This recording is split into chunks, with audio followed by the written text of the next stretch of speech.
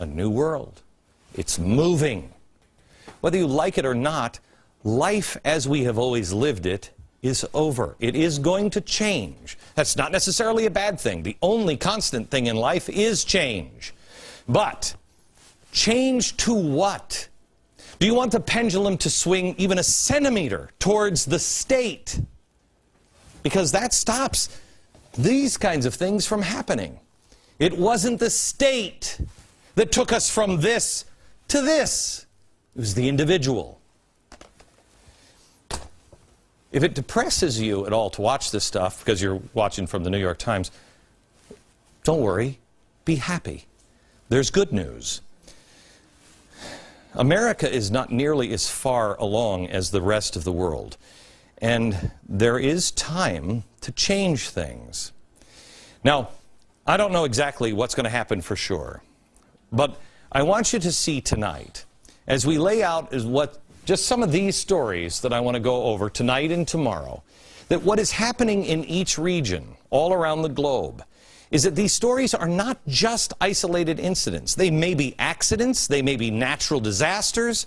Nobody's necessarily planning them. Some of them are planned, some of them are coordinated. But they're not isolated, that live in their own bubble and affect nothing else. Well, here, look.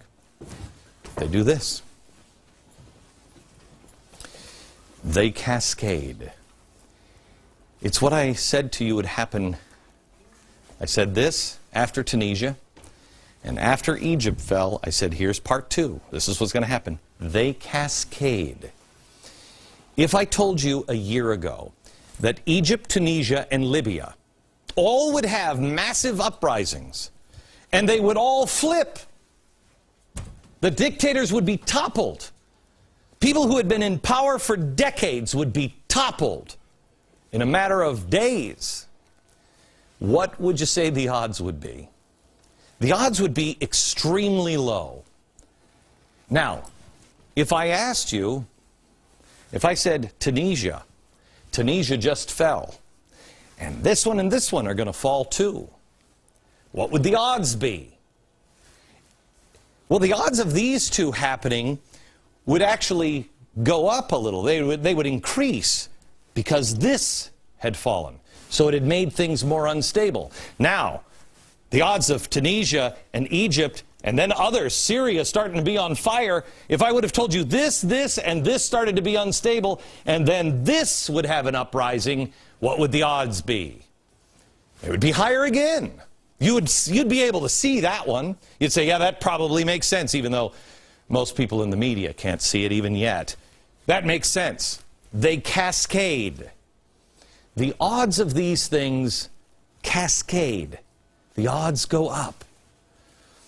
All you have to do is believe that the free market doesn't work, and the state should do it, and that the world should be changed, and the pendulum should be moving in that direction.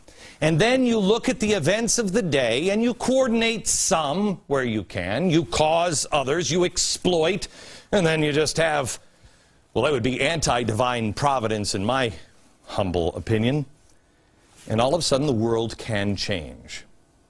You have to consider the factors when you're looking at the news.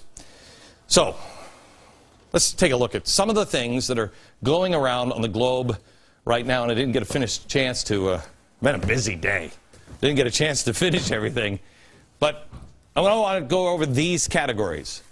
Islamic unrest, union socialists and anarchists, the crisis, and the architects. Okay? Let's start over on this board. Let me start with Egypt, where everyone was praising Egypt, all of them. Oh, they praised and celebrated the glorious revolution and democracy, including our president. When Egypt caught on fire, we urged caution.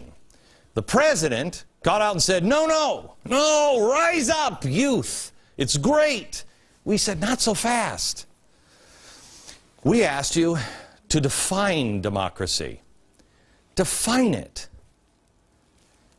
It's the same question we asked in 2007. I asked you to define this in 2007. Could you tell me, when the politicians were all talking about it, John McCain said change, Barack Obama said change, did they mean the same thing? No. Change is a word that has to be defined. Progressives always do this. They put a word out there. Make it sound nice. Handy-capable. I got news for you. Handy-capable will mean handicapped by the time the next generation comes. It means the same thing. They just keep changing the words. Then they morph the definition. Well, change meant something different to Barack Obama than it did to John McCain. And it meant something a lot different to the people who are now experiencing this change that may have even voted for Obama. They're like, okay, I didn't know you meant that. When Obama spoke to the people in Berlin, he talked about change.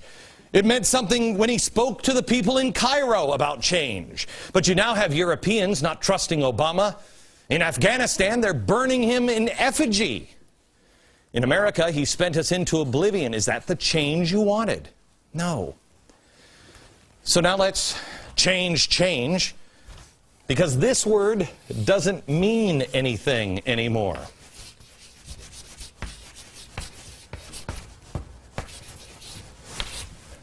Democracy.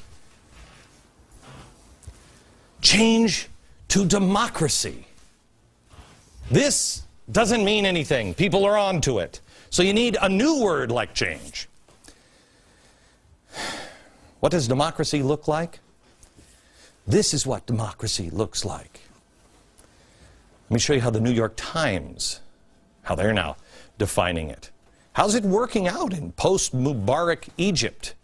When we come back, I'm going to show you what the New York Times is now quoting the Egyptians is saying.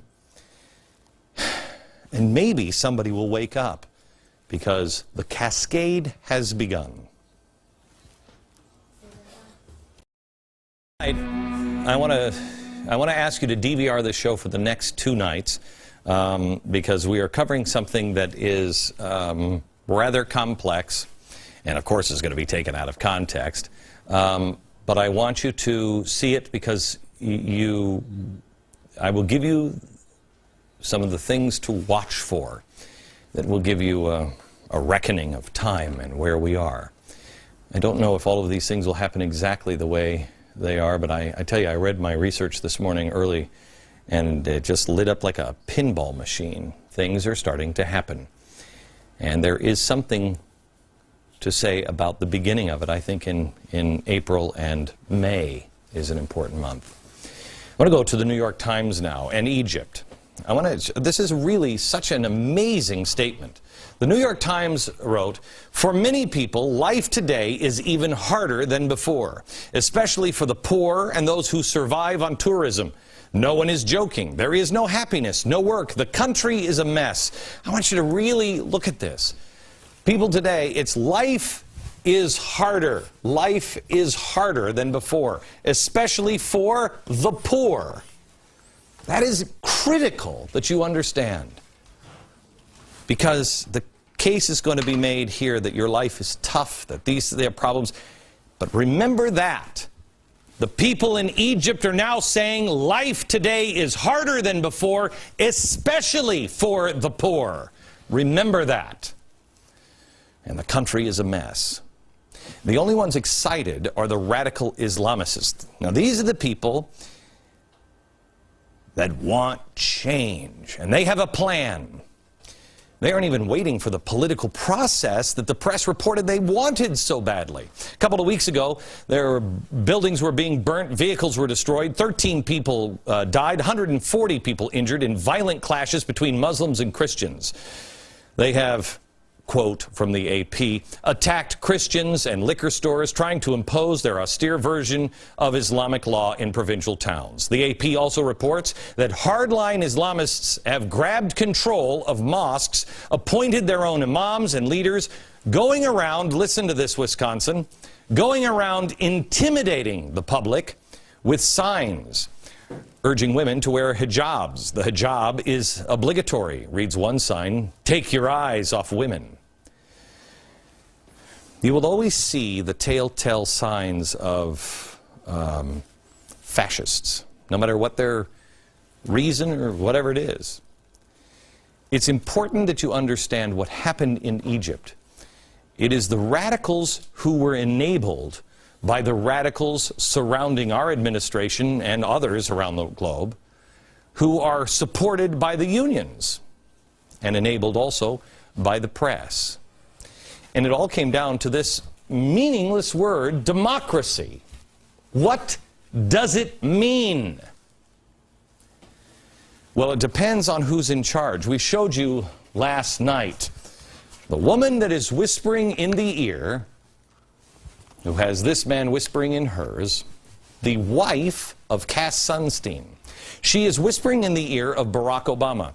She is described in The Nation as, this is an amazing quote, listen to this, as someone who understood war as an instrument to achieving her liberal, even radical values. Think of that. This is not they're not tearing her apart for this. If somebody said that about Dick Cheney, it would be horrendous. She believes in war as an instrument to achieve her liberal, even radical values. Ponder that, America. She has the ear, and celebrated for having the ear, of the President of the United States. So you have Islamic and socialist revolutionaries, and for different reasons, they work together. Again, let me go back to this chart over here. These people don't necessarily want the same outcome. Michael Moore and Al-Qaedari, they don't want the same outcome. They don't even agree. They agree the system has to be overthrown and changed. That's it. That's it.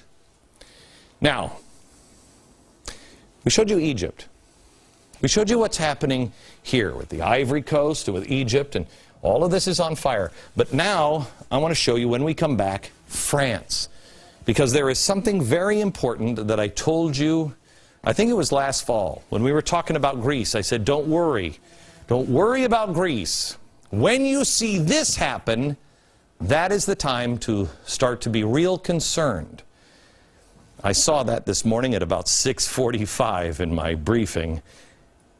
And that's what caused this 2 shows back to back, because you need to see the pieces are starting to fall into place. I'll show you that piece of the puzzle next.